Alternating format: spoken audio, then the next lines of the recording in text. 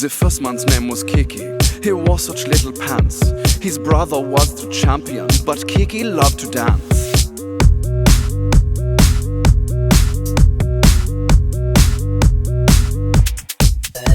The second man was Choo-Choo, a master of romance.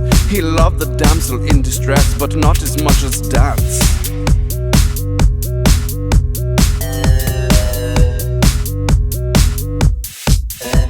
And then one day it happened. They went off to the world.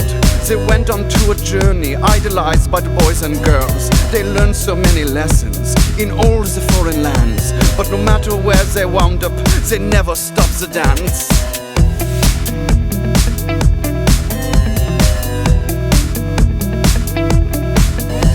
One day inside the